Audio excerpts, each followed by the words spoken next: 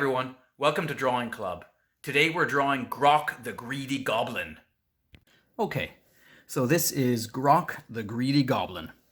And as usual at Drawing Club, you will need a pencil to draw with, an eraser to erase your pencil lines at the end, pencil sharpener to sharpen your pencil if you need to, and a black marker or a black pencil crayon to outline your drawing with when you're finished. But as usual, I'm going to use my gray marker just so you guys can see what I'm doing. Okay, so Grok, the Greedy Goblin, begins with, like almost all of our drawings, it's going to begin with an oval. So I'm going to just draw a big oval, or almost really a circle, like that. And when we're finished, we're going to cover up part of this face with that pot of gold in front of him. So when you're go nice and light with your pencil when you're drawing this part, so you can erase some of it later. So he's got two frowny eyebrows. I've talked before about how much our eyebrows and eyes show about what we're feeling when we're making a picture. And so he's got two lines that kind of go down like that to show that he's frowning. His eyes are sort of circles or ovals. There's one. I'm not going to finish it because his eyebrow is covering the eye. And the other one is right here. Just like that. And then we'll put in his little pupils, the little black parts of his eyes right there. Okay. Now his nose is going to be shaped a little bit like a carrot pointing down towards that pot of gold. So kind of like that, or a long V shape. And then the sides of his nose, his nostrils, I'm just going to draw a little curved line like that on one side, and a little curved line like that on the other side. Now he's got these long goblin ears, which are kind of like long triangles coming out of the side of his head. So I'm just going to draw one like that, and then one on the other side. Just like this. Okay. And then I'm going to draw the outside of his ear, which is kind of folded over a little bit. Just goes up there and connects with the top. And the same on the other side. Just like that. And there's a little curving line inside the ear, just to show kind of where his ear hole is, and another one on the other side. And then when I drew him the first time, I drew a little hole in his ear right there. Maybe he wore an earring in the past, or maybe he just got, I don't know, bitten by something. Okay. So now is the part where I said I'm going to draw a circle that goes over the top, or an oval that goes over the top of the face to show where this gold pot is. So I'm going to be careful as I draw this kind of flat oval shape, not to draw it over the top of his nose there, because his nose is peeking into the cauldron, or the pot. Just like that. And then I'm going to draw another one around it to show that it's kind of a little bit thicker. Just like this. I'm going to follow the same line all the way around. Just like that. Okay. And when we're finished the drawing, we can erase that part of his face that's inside the gold cauldron that we shouldn't be able to see. Well, you can, because you're using a pencil to draw this. Now I'm going to draw his fingers. He's got his little kind of sausage goblin fingers that are wrapped tightly around this pot. So there's one finger, and just under it is the next finger. And under that, we're going to give him one more finger. This goblin has only got 3 fingers and a thumb, but we can't see his thumb because it's on the other side of the pot of gold.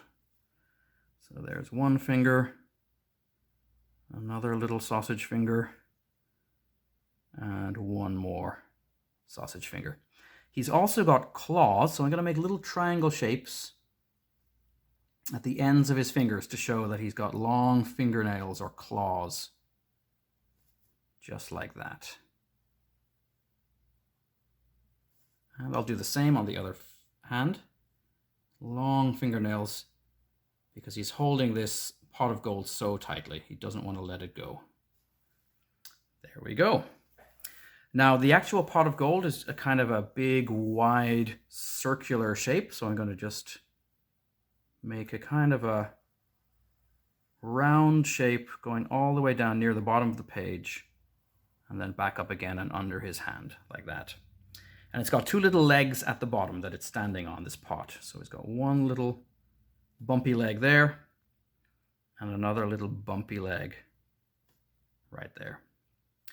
And he's got, his smile is hiding behind this pot, but we can just see the corners of his mouth. So there's a little curving line there, and then just part of his smile there.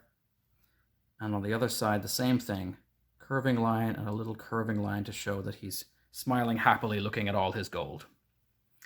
And then inside the pot of gold, I'm just going to draw some ovals to show that there are gold coins inside.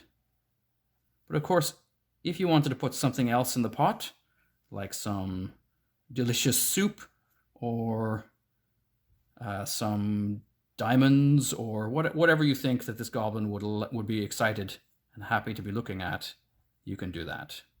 I'm just going to draw the same as I did before. Some round shapes to show lots of gold inside there. And I think that's all I'm going to use my, well, this should have been your pencil, but it's my gray marker. I'm going to use my black marker to change some of the shapes as I outline it again. So when I do the top of the head, I think I'm going to change the shapes here. I'm going to make this more of a round bump at his cheek there, and another round bump at that cheek there. And then when I trace over the top of the head, I'm going to make a little bump on the top of his head. So I'll take it to there, and then just do a little bump and bring it back to there. And then the rest of it I think I'm going to trace almost the same way as I did with my gray marker. Now Grok, as you can see, is a greedy goblin. And so he loves his gold. And he spends all day just looking into that pot of gold and thinking, "Ooh, I love my gold." And he gets really mad if anyone comes near it and he goes, "Get away from my gold!" Because he's kind of greedy. He seems to have a lot of gold. Maybe he has more gold than he even needs. And he never does anything with it. So I'm not sure why he's so worried about it and why he spends so much time looking in there.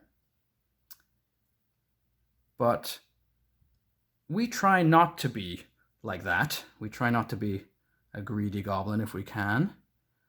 There are some times, of course, when it's okay not to share things, though. For example, maybe if you had some toys that you really, really liked and you only had one of them, and somebody asked you to play with it, and maybe that was your cousin who's very small, maybe only 2 years old, and you were a little bit worried that that toy might get broken, then it would be okay, I think, to say, you know, if it's all right, I'd rather you didn't play with my toy.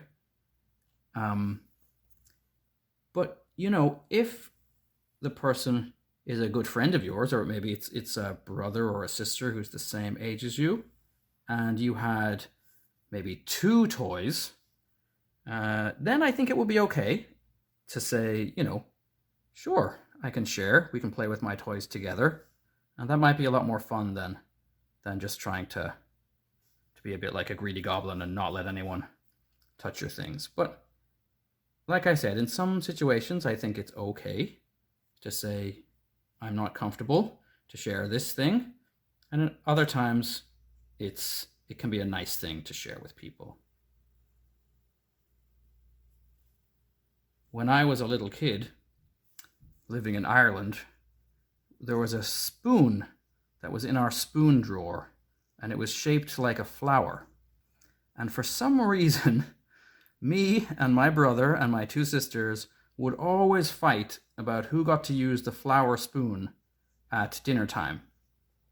Which was strange because it was actually a very small spoon. It was a kind of teaspoon that you would really only use to stir in a cup of tea or coffee if you were adding some sugar or some honey to it. But for some reason, we would always fight about who got to use this one special spoon, and we never seemed to want to share it. We were a little bit like this greedy goblin here, and sometimes my mom would be a little bit confused, I think, as to why we cared so much about this one spoon. And I think now probably it was because that spoon was different and we thought it was special. And so every one of us thought that we would be special if we used the special spoon. But now that I'm older, it seems a little bit silly to me that we spent so much time fighting over a flower spoon. I'm just going to outline the gold pieces. So maybe instead of being greedy and getting mad at each other about that spoon, we should have taken turns using the spoon and shared the spoon.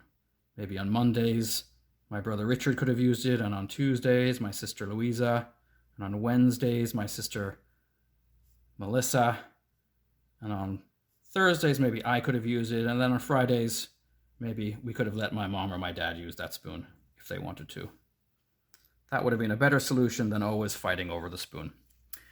So that there is Grok, the greedy goblin.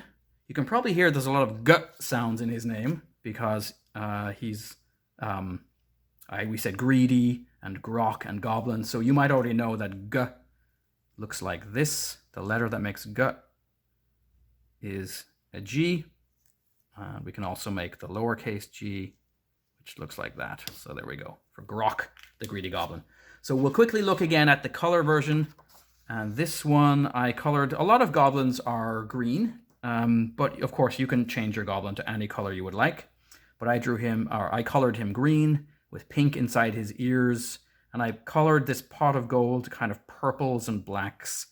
And I colored the gold yellow because gold is usually yellow. But again, you can color it any colors you like. Thanks so much for coming today, and I can't wait to see you guys again tomorrow.